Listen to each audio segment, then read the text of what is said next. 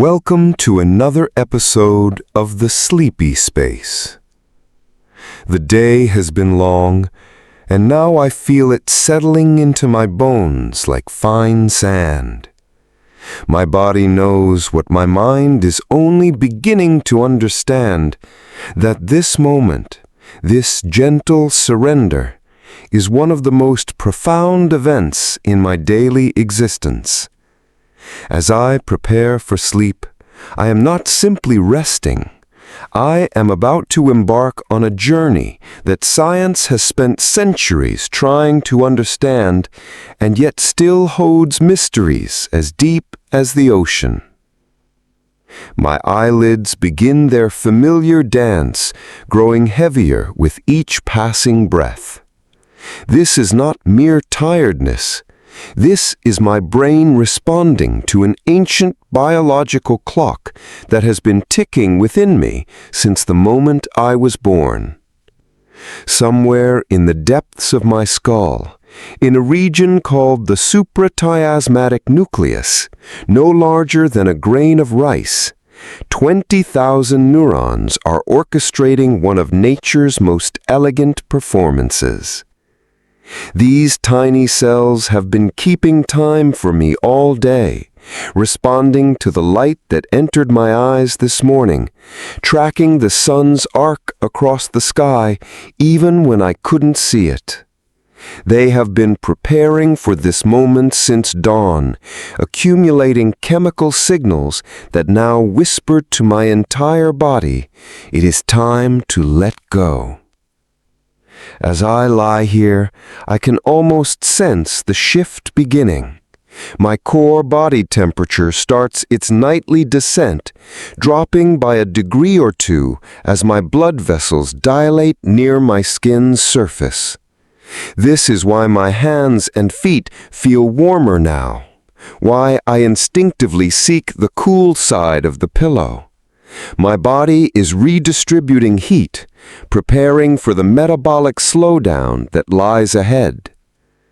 The hormone melatonin, produced in my pineal gland, a structure so small and mysterious that ancient philosophers thought it was the seat of the soul, begins its gentle flood into my bloodstream. Each molecule is like a soft bell tolling across my nervous system, announcing the approach of sleep. Melatonin doesn't force sleep upon me. It simply opens the door, creating the biological conditions where sleep becomes possible.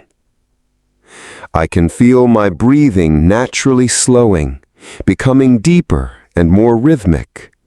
My heart rate settles into a steadier, more peaceful rhythm. These are not conscious choices.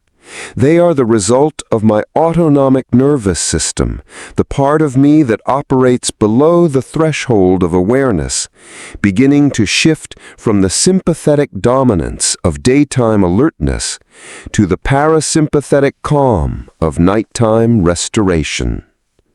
My thoughts begin to drift, becoming less linear, more associative. This is not a malfunction of my brain, it is a feature. My prefrontal cortex, the region responsible for logical thinking and executive control, is gradually reducing its activity. The tight grip of conscious control is loosening, allowing other parts of my mind to emerge and play. It's fascinating to consider that what I experience as falling asleep is actually an incredibly complex neurological symphony.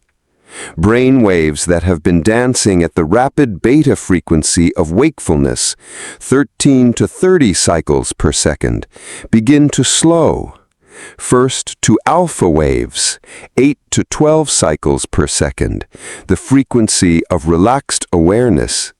Then, as I drift deeper, to theta waves, 4 to 7 cycles per second, the realm of drowsiness and light sleep.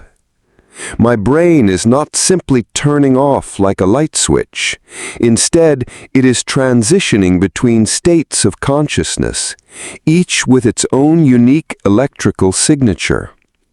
Scientists can measure these changes with an electroencephalogram, watching the spiky, irregular patterns of wakefulness transform into the slower, more rhythmic waves of sleep.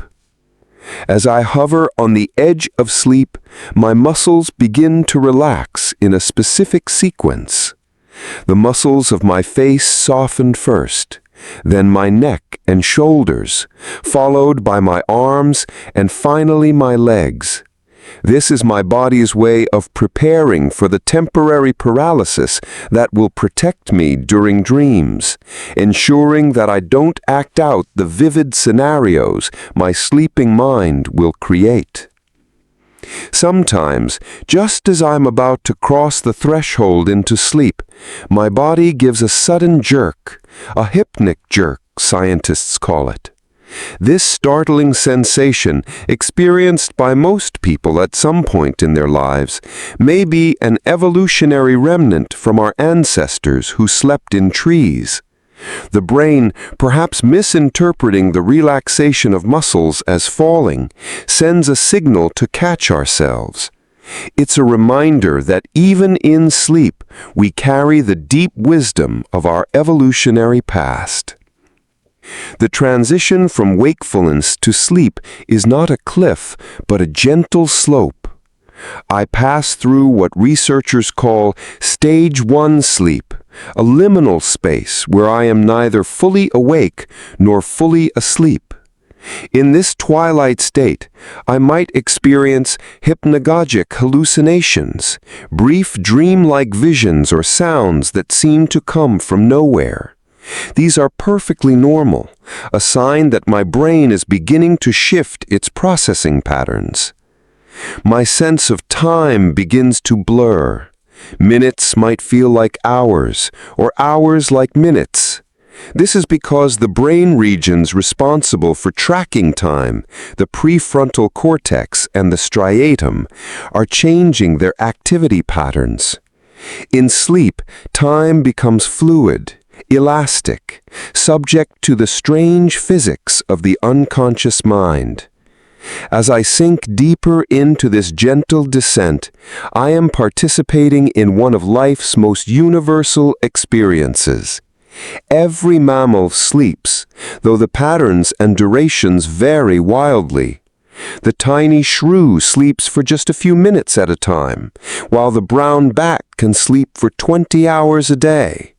But all of us, across species, share this fundamental need to periodically withdraw from the world of consciousness and enter this mysterious alternate state. What amazes me most is that science, for all its sophisticated instruments and decades of research, still cannot fully explain why we sleep. We know what happens during sleep: the restoration of tissues, the consolidation of memories, and the cleaning of metabolic waste from the brain. But the deeper question of why consciousness must regularly dissolve and reform remains one of biology's great mysteries. As I feel myself being pulled deeper into sleep's embrace, I'm struck by the profound trust this process requires. To sleep is to relinquish control, to allow consciousness to fragment and scatter like leaves in the wind. It is, in a very real sense, a practice of letting go, a nightly rehearsal for the ultimate letting go that awaits us all. My breathing becomes even more rhythmic now, and I can sense the electrical activity in my brain continuing to slow. The theta waves are becoming more prominent, and soon they will give way to the even slower delta waves of deep sleep. But between now and then lies a landscape of states and stages, each with its own unique characteristics and purposes. The journey I am beginning is not just personal, it is cosmic. As I prepare to enter the realm of sleep, I am joining a vast symphony of consciousness that spans the globe. Right now, roughly a third of humanity is asleep, their brains cycling through the same stages I am about to experience. We are all participants in this grand, mysterious dance of consciousness and unconsciousness. Tonight, as my brain prepares to construct its nightly architecture of dreams and restoration, I am reminded that sleep is not an absence, but a presence, not a void, but a different kind of fullness. And as I surrender to this ancient rhythm, I cannot help but wonder what intricate patterns my sleeping mind will weave in the hours to come. I have crossed the threshold now, leaving the waking world behind, like a traveler passing through a doorway into a vast, hidden palace. My brain has begun its nightly construction project, building an intricate architecture of rest that is both ancient and uniquely mine. As I drift deeper into sleep's embrace, I am no longer simply resting. I am entering a carefully orchestrated sequence of states, each serving a specific purpose in the grand design of human consciousness. The first room I enter is Stage 2 sleep, the foundation upon which all deeper rest will be built. Here, my brain waves continue their gentle deceleration, punctuated by brief bursts of activity called sleep spindles, sudden spikes of neural firing that last for half a second to 2 seconds. These spindles are generated by my thalamus, the brain's relay station, and they serve as sentries guarding the gates of sleep, protecting my slumber from the intrusions of the outside world. Accompanying these spindles are K-complexes, large waves of electrical activity that sweep across my brain like slow, rolling thunder. These mysterious signals appear to be my brain's way of acknowledging external stimuli, sounds, movements, changes in temperature, while simultaneously suppressing my conscious awareness of them. I am learning to sleep through the world, to remain peacefully unconscious even as life continues around me. My body temperature continues its gradual descent, dropping to its lowest point of the day. This cooling is not accidental. It is a carefully calibrated part of sleep's architecture. The drop in temperature signals to every cell in my body that it is time for restoration and repair. My metabolism slows, my immune system strengthens, and growth hormone begins its gentle release into my bloodstream.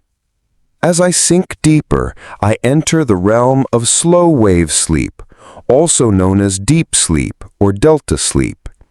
This is the deepest room in sleep's palace, where delta waves, massive, slow oscillations of electrical activity, roll through my brain like ocean swells. These waves, cycling at just 1 to 4 times per second, represent the most synchronized activity my brain will achieve during sleep. In this profound state, my consciousness has almost entirely dissolved. I am more difficult to wake than at any other time, and if someone were to succeed in rousing me, I would feel disoriented, confused, as if pulled back from a great distance.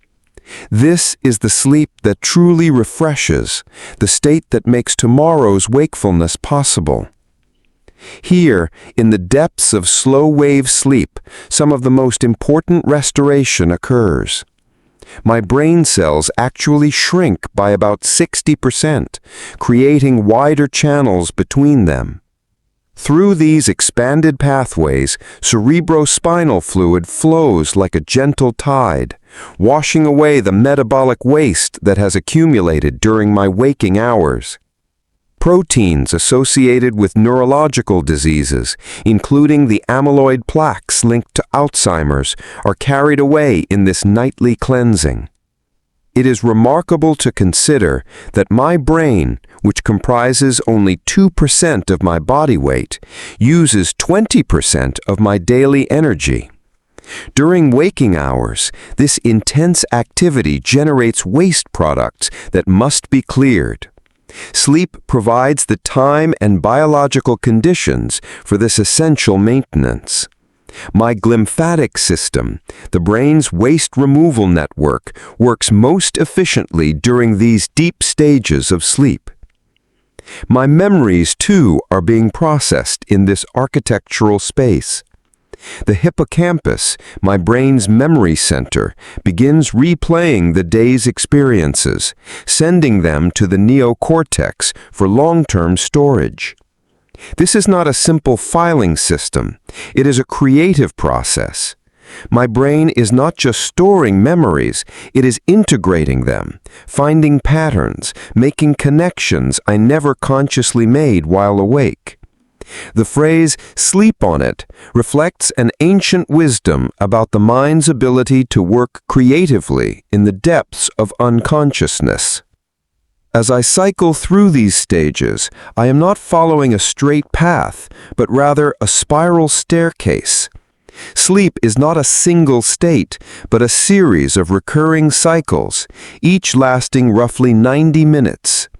I will ascend and descend this staircase 4 to 6 times before morning, each cycle offering its own unique contributions to my restoration.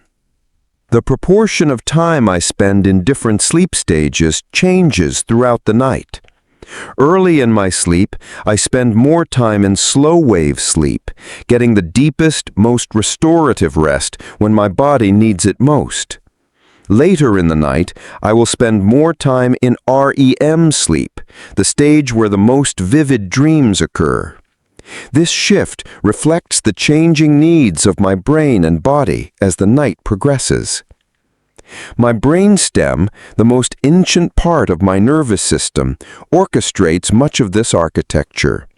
Neurons in the pons and medulla, regions that control basic life functions, regulate the transitions between sleep stages.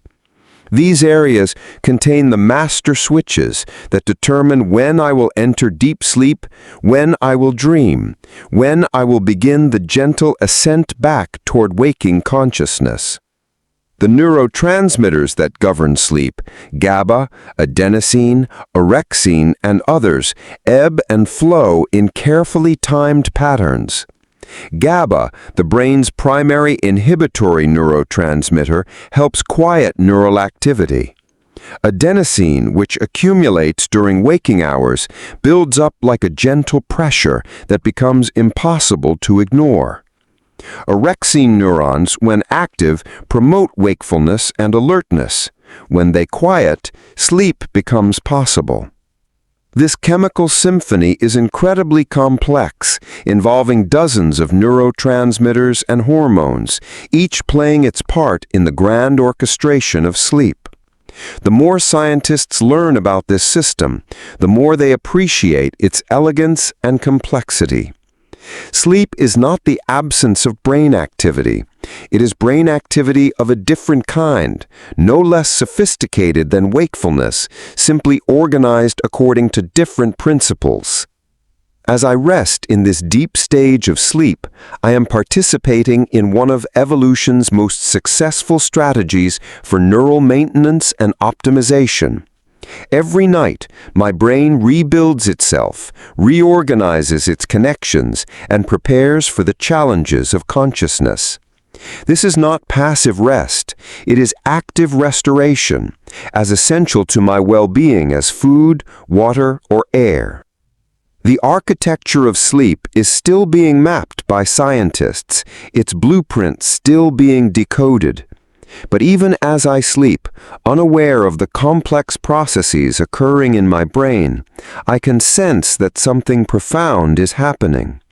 I'm being restored, renewed, prepared for whatever tomorrow may bring.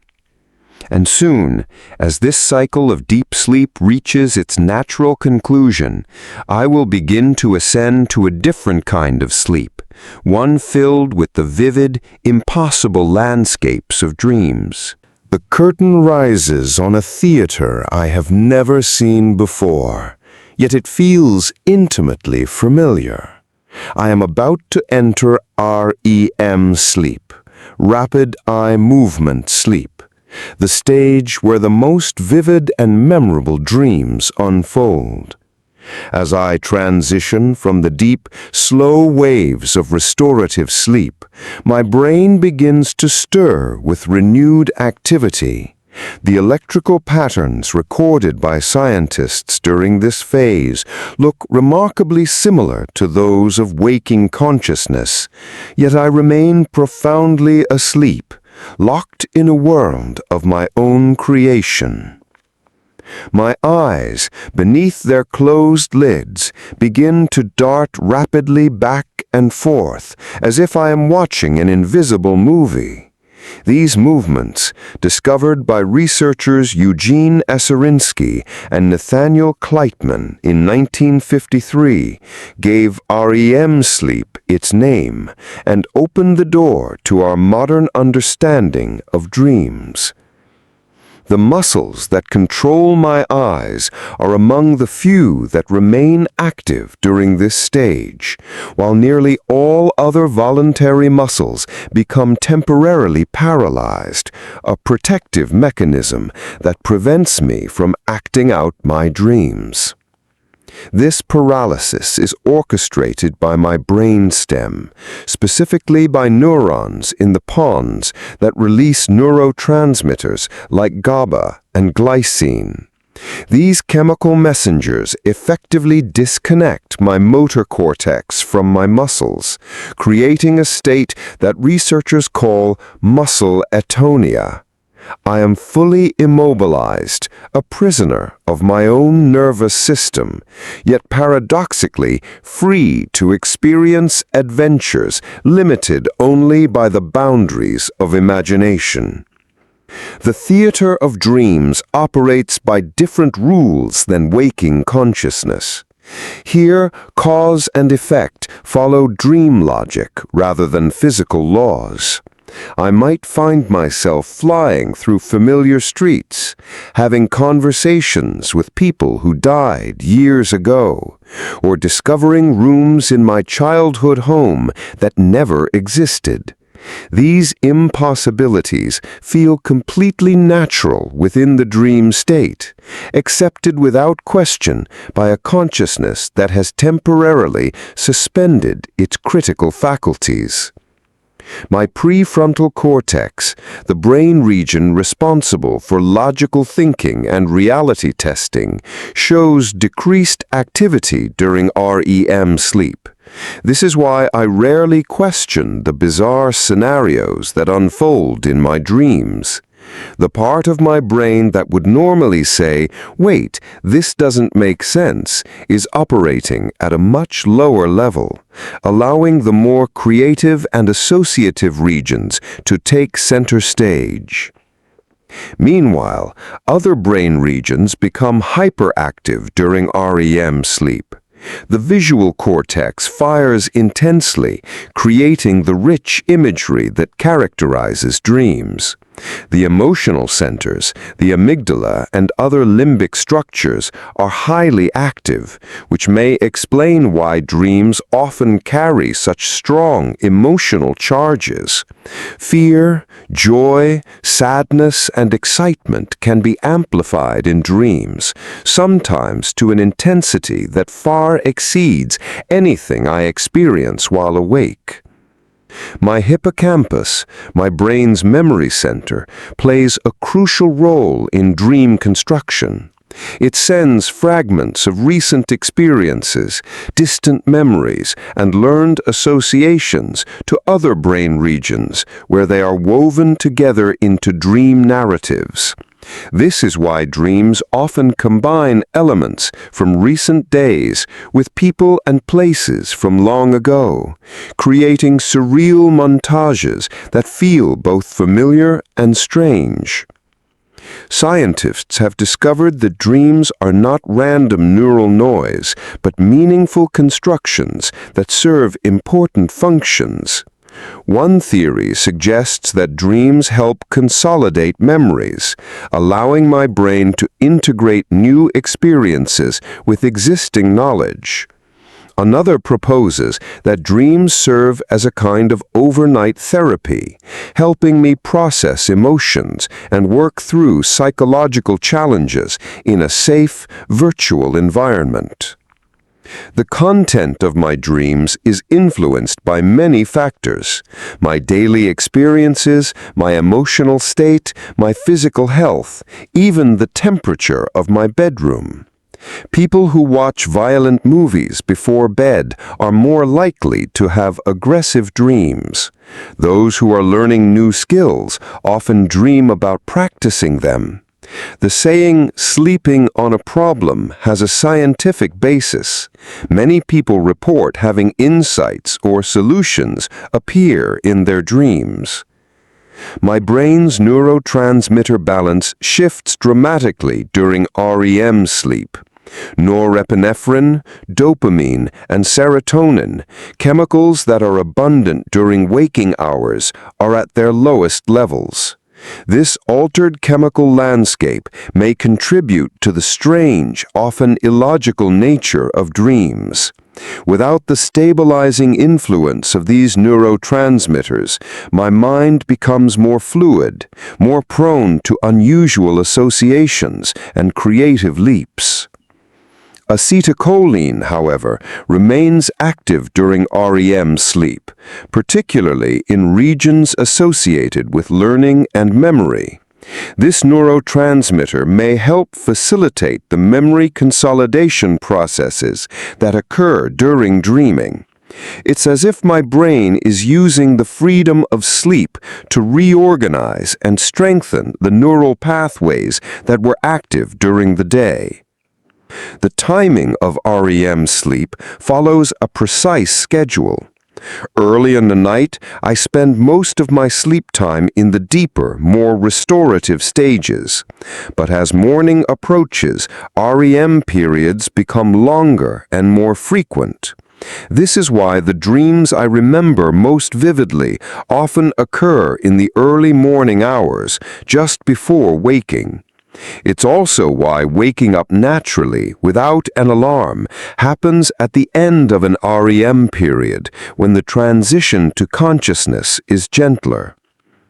Children spend much more time in REM sleep than adults. Newborns can spend 8 hours a day in this state, while adults typically only spend about 2 hours. This may reflect the intense brain development that occurs during childhood, when new neural connections are forming at an astonishing rate. The vivid, imaginative quality of children's dreams may be a reflection of their rapidly developing minds. The theater of dreams is not limited to visual experiences. I might hear music, feel textures, taste flavors, or smell scents that seem completely real. The brain regions responsible for processing these sensory experiences are active during REM sleep, creating multi-sensory dream experiences that can be remarkably vivid and detailed. Sometimes, in the middle of a dream, I become aware that I am dreaming. This phenomenon, called lucid dreaming, represents a unique state of consciousness where I am both asleep and aware of being asleep. In lucid dreams, I might be able to control the narrative, change the scenery, or fly at will. Scientists have studied lucid dreamers using EEG equipment, confirming that they remain in REM sleep while experiencing this heightened awareness. The emotional processing that occurs during REM sleep may be particularly important for mental health. People who are deprived of REM sleep often show increased irritability, anxiety, and difficulty regulating emotions. Dreams may serve as a kind of emotional release valve, allowing me to experience and process feelings in a safe, consequence-free environment. Nightmares, the dark side of the dream theater, often occur during REM sleep. These disturbing dreams may represent my brain's attempts to process trauma, fear, or anxiety. While unpleasant, nightmares may serve an adaptive function, helping me rehearse responses to threatening situations or work through psychological conflicts. The biochemistry of REM sleep creates an interesting paradox. My brain is highly active, consuming almost as much energy as during waking hours, yet my body is completely still. This is sometimes called paradoxical sleep, because the contrast between mental activity and physical stillness is so striking. It's as if my mind is running a marathon while my body lies in complete repose. Research has shown that REM sleep plays a crucial role in creativity and problem-solving. The loose associations and novel connections that characterize dreams may help my brain approach problems from new angles. Many famous discoveries and artistic creations have reportedly emerged from dreams. From Kekule's structure of benzene to Paul McCartney's melody for Yesterday. The theater of dreams is also a place where social and cultural influences manifest. The settings, characters, and themes of my dreams often reflect the society I live in, the media I consume, and the relationships I maintain. Dreams are not just personal experiences, they are shaped by the broader human context in which I exist. As I drift through this REM period, my brain temperature rises slightly and my breathing becomes more irregular. These physiological changes accompany the intense neural activity that creates the dream experience. It's remarkable that such vivid, complex experiences can occur while I remain completely unconscious of the external world. The stories my dreaming mind creates are often more emotionally honest than my waking thoughts. In dreams, I might confront fears I avoid during the day, express desires I've suppressed, or reveal aspects of my personality that I rarely acknowledge. The dream theater becomes a space for authentic self-expression, unfiltered by social expectations or conscious defenses. Modern neuroscience has revealed that dreams are not mystical phenomena, but natural products of brain activity. Yet this scientific understanding doesn't diminish their wonder or importance. If anything, knowing how dreams work makes them more fascinating. The fact that my brain can create such rich, immersive experiences from nothing more than electrical and chemical activity is truly remarkable. As this REM period draws to a close, the vivid imagery begins to fade, and I start to ascend toward lighter stages of sleep. The theater of dreams prepares to close its curtains, but the performance has left its mark. The emotions I've experienced, the connections I've made, the memories I processed, all of these will influence my waking consciousness in ways both subtle and profound. In a few hours I will wake and try to remember these dreams, grasping at fragments that slip away like morning mist. But whether I remember them or not, the dreams have done their work, helping to integrate my experiences, process my emotions, and prepare my mind for the challenges of a new day. The theater of dreams closes, but its influence on my waking life will continue, shaping my thoughts and feelings in ways I may never fully understand. As I drift through the cycles of sleep, I am swimming in an ocean of molecules, invisible chemical messengers that flow through my bloodstream, cross the barriers of my brain, and whisper instructions to billions of cells. This is the chemistry of slumber, a molecular ballet so intricate and precise that it makes the most sophisticated human technology seem crude by comparison. Every breath I take, every heartbeat that pulses through my veins, every synapse that fires in my brain is influenced by this carefully orchestrated biochemical symphony. The star performer in this nightly chemical dance is melatonin, often called the sleep hormone. Deep within my brain, nestled in a region called the pineal gland, specialized cells are producing this remarkable molecule. The pineal gland, no larger than a pea, was once thought by philosophers to be the seat of the soul. While modern science has revealed its true function, there remains something almost mystical about this tiny structure and its profound influence on my consciousness. Melatonin production follows an ancient rhythm, synchronized with the rising and setting of the sun. As darkness falls, my pineal gland begins to increase its melatonin output, releasing this molecular signal into my bloodstream. The melatonin molecules travel throughout my body, binding to receptors in my brain, my heart, my immune system, and virtually every other organ. They carry a simple but powerful message.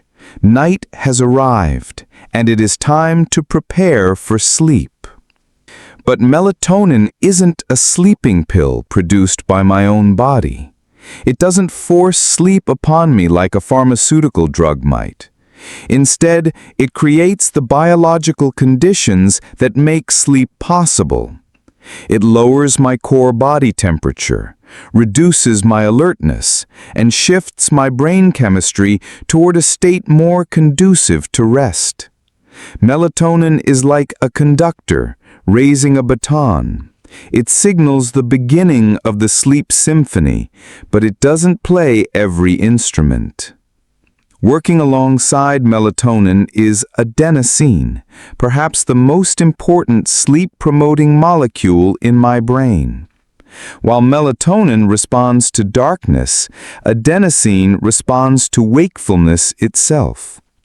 Every moment I am awake, every thought I think, every movement I make, my brain cells are consuming energy in the form of a molecule called ATP, adenosine triphosphate. When ATP is broken down to release energy, it leaves behind adenosine as a byproduct. Throughout my waking hours, adenosine accumulates in my brain like sand filling an hourglass. The longer I stay awake, the more adenosine builds up, creating what sleep researchers call sleep pressure.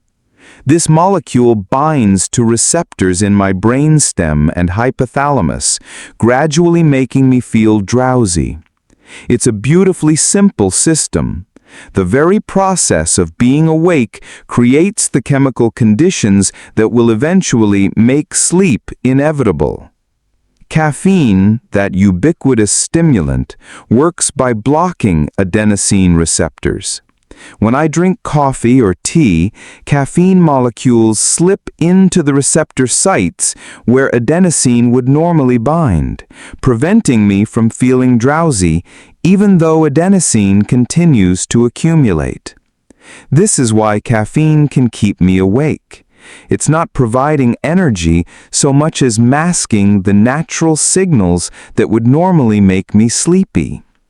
The chemistry of sleep involves dozens of other neurotransmitters and hormones, each playing its own crucial role in the nightly transformation of consciousness. GABA, gamma-aminobutyric acid, is the brain's primary inhibitory neurotransmitter. While many brain chemicals excite neurons and promote activity, GABA does the opposite. It quiets neural activity, reducing the rapid-fire communication between brain cells that characterizes wakefulness. GABA is produced throughout my brain, but it becomes particularly important as I transition into sleep. It binds to receptors on neurons, opening channels that allow chloride ions to flow into the cells. This influx of chloride ions makes the neurons less likely to fire, creating a calming effect that spreads throughout my nervous system.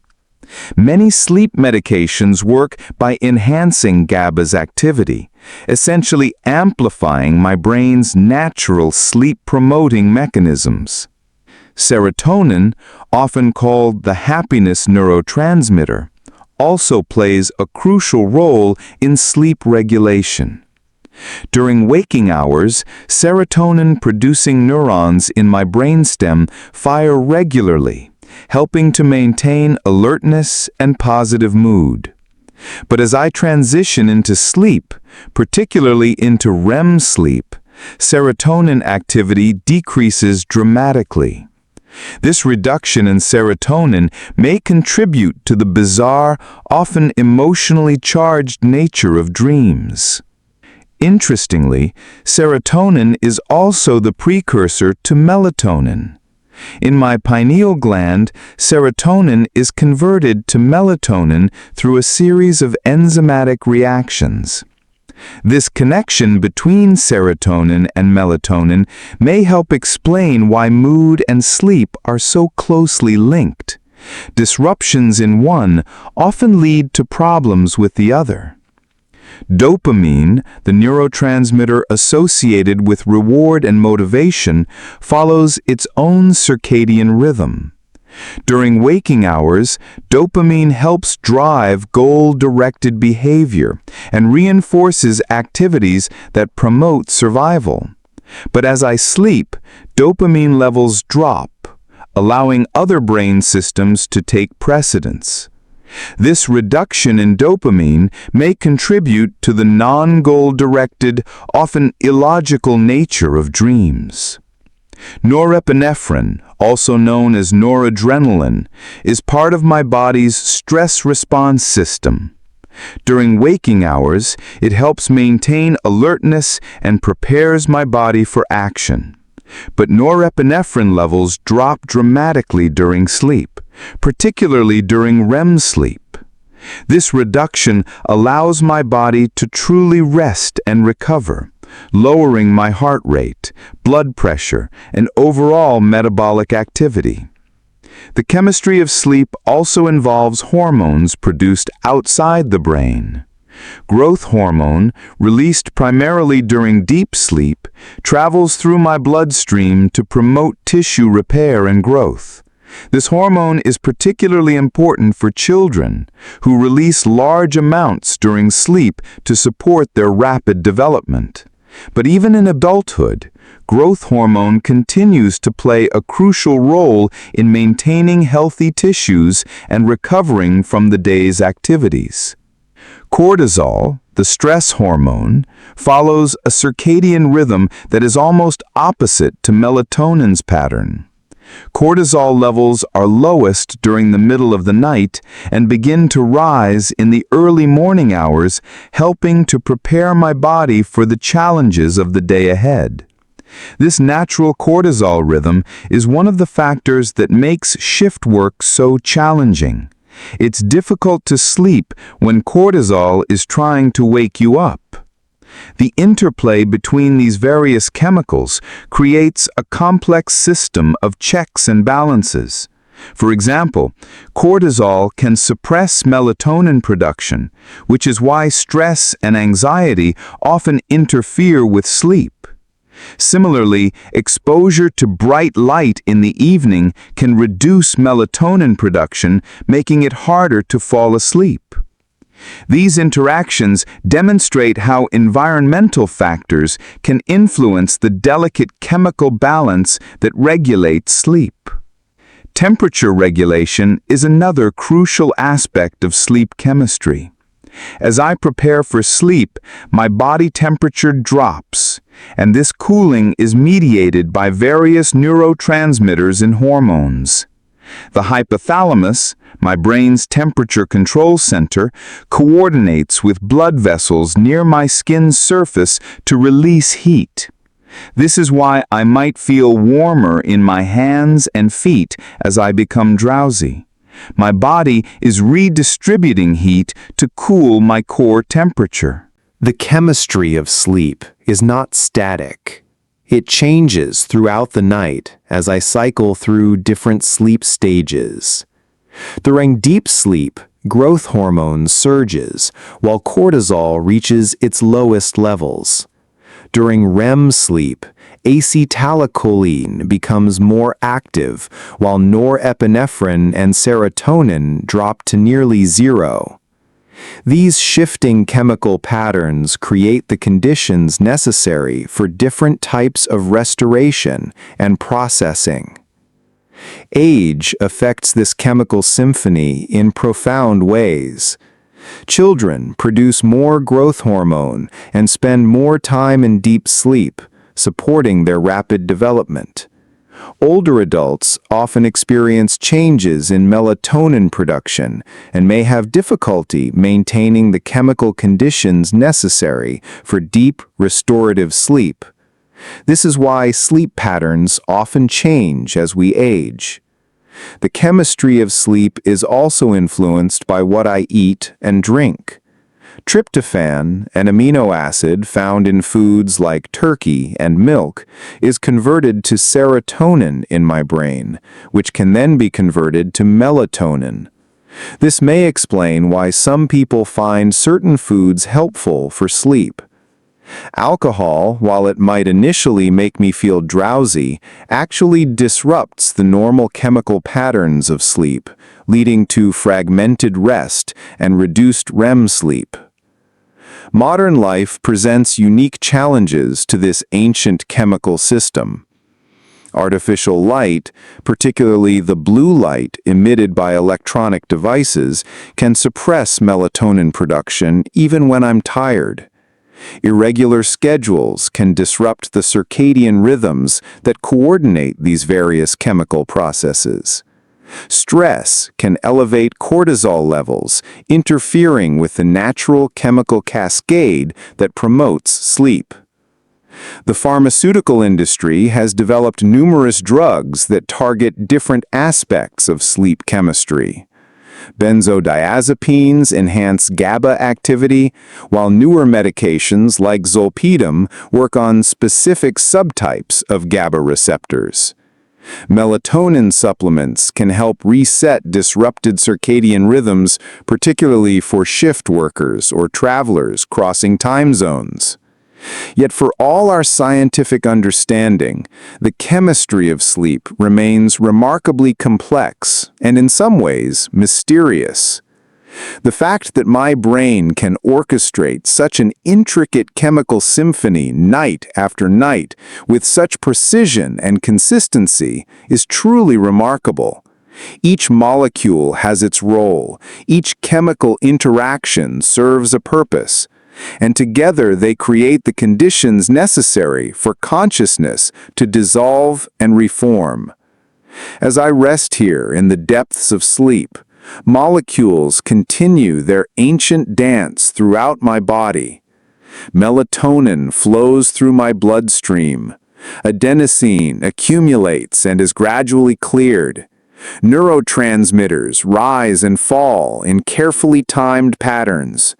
I am unaware of this molecular activity, yet it shapes every aspect of my sleeping experience. The chemistry of slumber is working its quiet magic, preparing my body and mind for the restoration that lies ahead. In the quiet sanctuary of sleep, my body has become a temple of restoration. While my conscious mind rests, an army of cellular workers begins the most important shift of their daily cycle. These are the healing hours, when my body turns inward to repair, rebuild, and restore itself.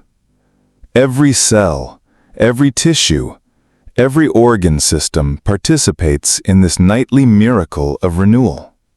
I am not simply resting, I am being reborn, molecule by molecule, memory by memory. The healing begins at the most fundamental level, within my cells themselves. During waking hours, my body's 60 trillion cells have been working tirelessly, burning fuel, producing energy, and accumulating the inevitable waste products of life. Now, in the sanctuary of sleep, sophisticated cellular cleaning systems activate with renewed vigor. Autophagy, literally meaning self-eating, kicks into high gear, breaking down damaged proteins and organelles that have accumulated throughout the day. This cellular housekeeping is not just maintenance, it is survival. The protein fragments and cellular debris that accumulate during waking hours can be toxic if allowed to build up. Sleep provides the optimal conditions for clearing these waste products, essentially giving my cells a chance to take out the trash. Without adequate sleep, this cleaning process becomes impaired, and the gradual accumulation of cellular damage may contribute to aging and disease. My brain, in particular, undergoes intensive cleaning during sleep. The glymphatic system, the brain's waste removal network, becomes dramatically more active when I sleep. The cells in my brain actually shrink by up to 60%, creating wider channels between them. Through these expanded pathways, cerebrospinal fluid flows like a gentle river, carrying away metabolic waste that has built up during my waking hours. Among the debris washed away during sleep are protein aggregates associated with neurodegenerative diseases.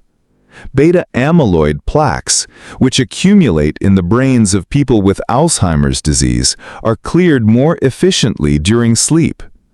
Tau proteins, another hallmark of neurodegeneration, are also removed during these healing hours. In essence, sleep may be one of my brain's most important defenses against cognitive decline. The consolidation of memories represents another crucial aspect of the healing hours. My hippocampus, the brain's memory center, has spent the day encoding new experiences. But these memories are initially fragile and unstable. During sleep, particularly during slow-wave sleep, these memories are repeatedly replayed and transferred to more permanent storage in my neocortex. This process is not simply about moving memories from one brain region to another. It is about transformation. Sleep allows my brain to integrate new experiences with existing knowledge, to find patterns and connections that were not apparent during waking hours. The scattered fragments of the day are woven together into a coherent narrative, strengthening some memories while allowing others to fade. Research has shown that people who sleep after learning new information perform better on tests than those who stay awake. But the benefits go beyond mere retention. Sleep allows for creative insights, helping me see problems from new perspectives and make connections between seemingly unrelated ideas.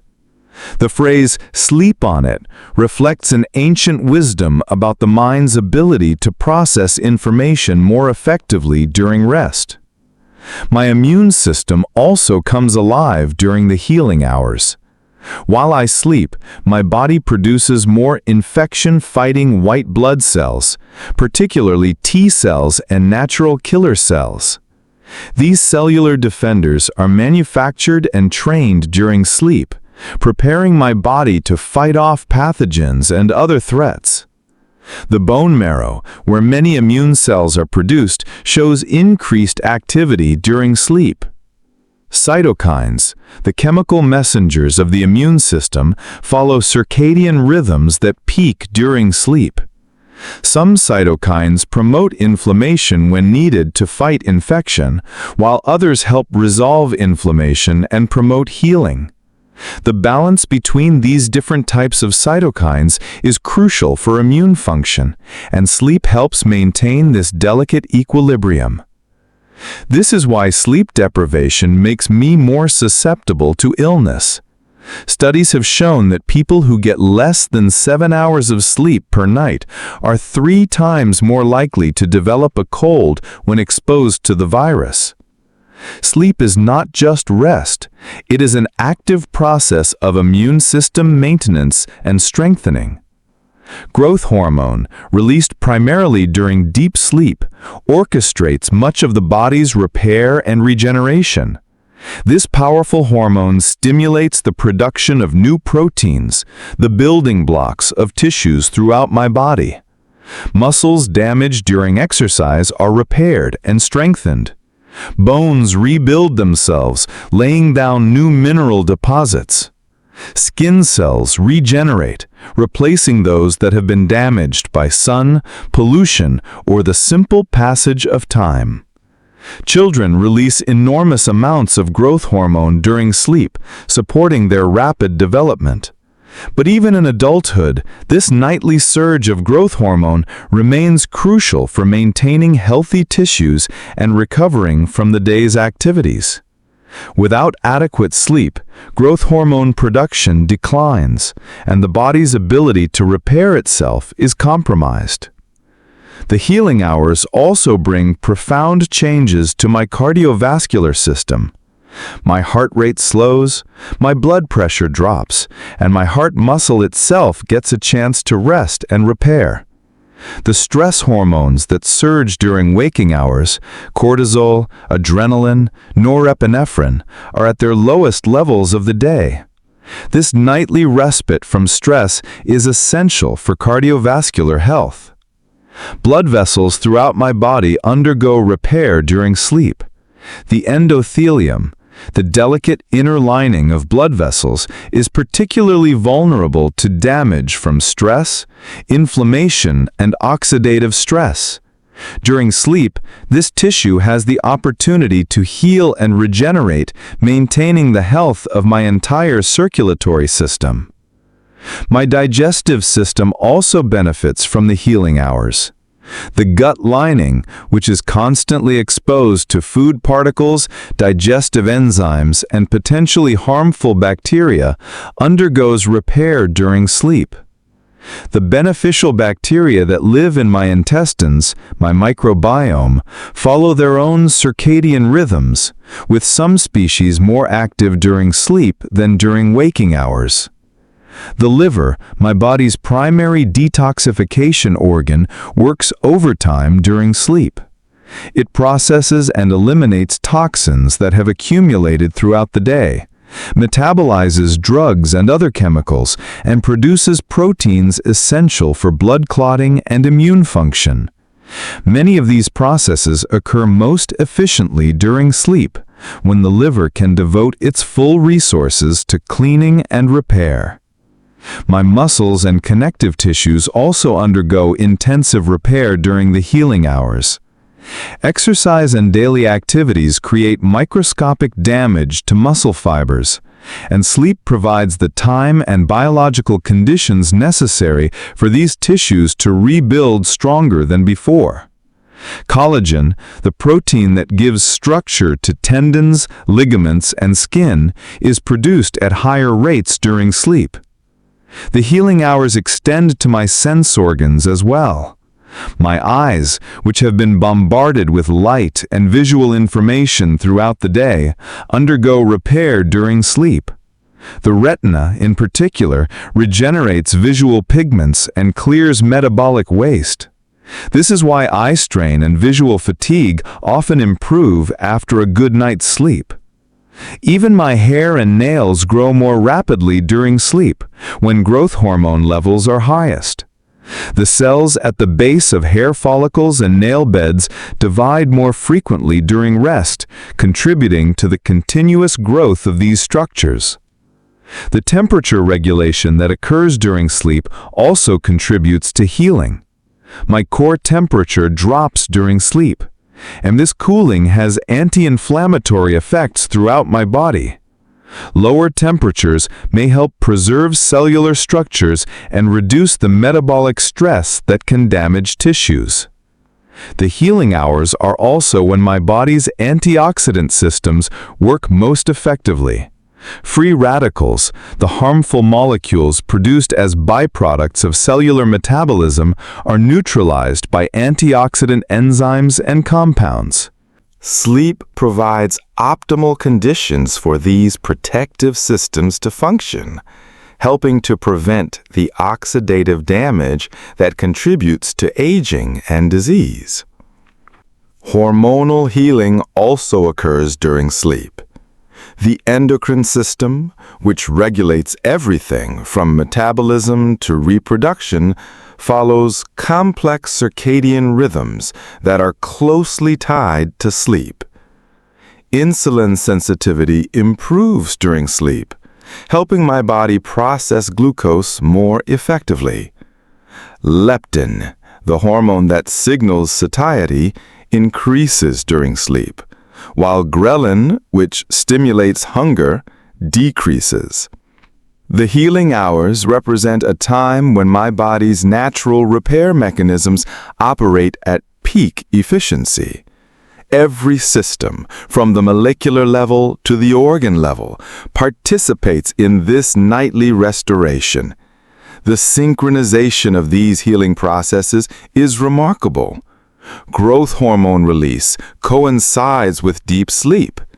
Immune cell production peaks during specific sleep stages, and memory consolidation occurs when the brain is in just the right state. Modern life often interferes with these healing processes. Chronic stress can disrupt the hormonal patterns that coordinate repair. Artificial light can suppress melatonin production, throwing off the circadian rhythms that govern cellular restoration. Poor sleep quality can impair the deep sleep stages when growth hormone is released and memories are consolidated. As I rest in the depths of sleep, miraculous healing is occurring throughout my body. Cells are being repaired, memories are being strengthened, and my immune system is preparing for tomorrow's challenges. This is not passive rest, it is active restoration, as essential to my health as food, water, or air. The healing hours are working their quiet magic, ensuring that I will wake refreshed, restored, and ready to face whatever the new day may bring.